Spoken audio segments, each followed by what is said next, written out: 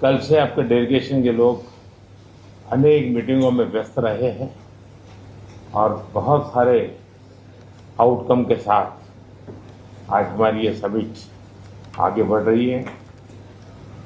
Excellency, आपकी यात्रा बहुत ही ऐतिहासिक है।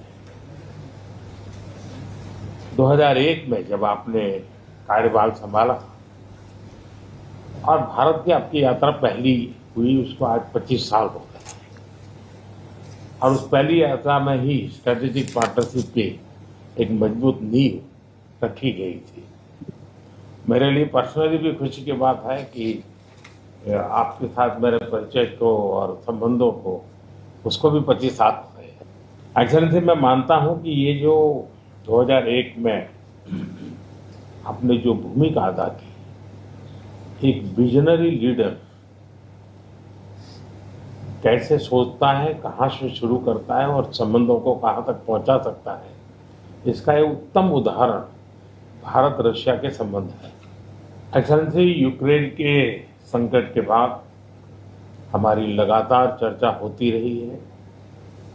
आपने भी समय समय पर एक सच्चे मित्र के रूप में हमें सभी चीजों से अवगत कराया है।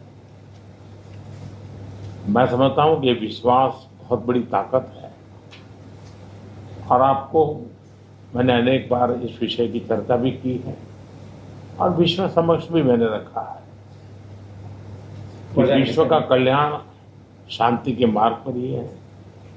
हम सबको मिलकर के शांति के रास्ते तलाशने चाहिए और पिछले दिनों जो प्रयास चल रहे हैं, मुझे पूरा विश्वास है कि विश्व फिर से एक बार शांति की दिशा में लौटेगा।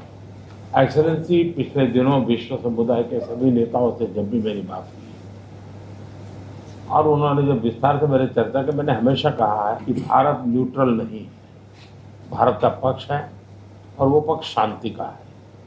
हम शांति के हर प्रयासों का समर्थन करते हैं और हम शांति के हर प्रयासों के साथ कंधे से कंधा मिला करके खड़े हैं।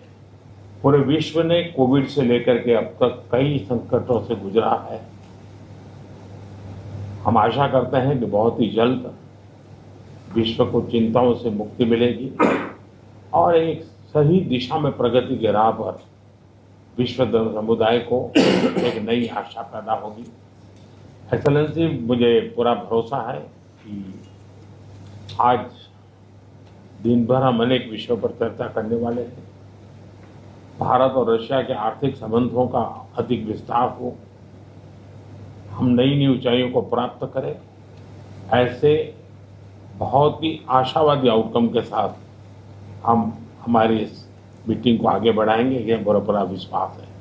माय फ्रेंड, मैं फिर से एक बार आपका फिर से बहुत बहुत स्वागत करता हूँ।